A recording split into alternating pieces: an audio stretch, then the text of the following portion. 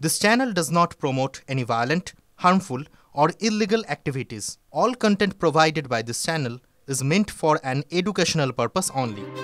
AI বা কৃত্রিম বুদ্ধিমত্তার কারণে একদিকে তথ্য প্রযুক্তির সেক্টর যেমন দেখছে আগামীর প্রযুক্তির কারসাজি, তেমনি আগামীর প্রযুক্তির দিকে এগিয়ে চলেছে ভারতীয় রেলও।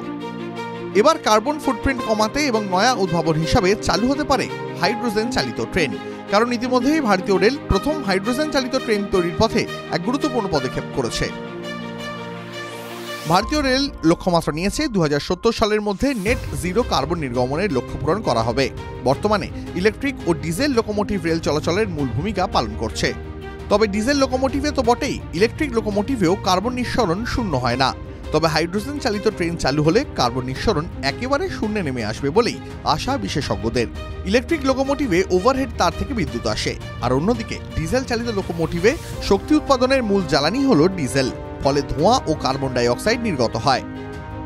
কিন্তু হাইড্রোজেন ট্রেনে হাইড্রোজেন ও বায়ুমণ্ডলের অক্সিজেন বিক্রিয়ার মাধ্যমে শক্তি উৎপন্ন করে, আর একমাত্র উপজাত পদার্থ হিসাবে জল বা জলীয় বাষ্প তৈরি হয়, যা একেবারেই কার্বন শূন্য প্রক্রিয়া।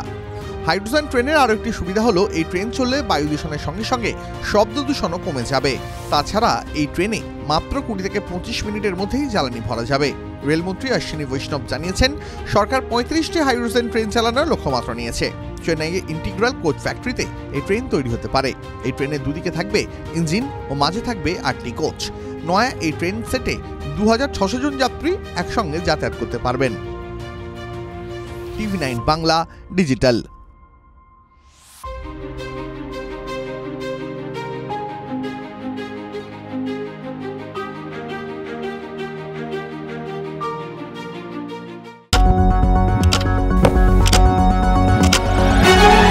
রাজনীতি শুধুই কি রাজার নীতি?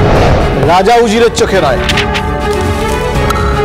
আপনার আমার চোখে সমাজের ছবি। কঠিন কথা সহজভাবে না বললেই নয়। প্রতিদিন রাত 9টায় TV9 বাংলায়। TV9 বাংলা না দেখলেই নয়।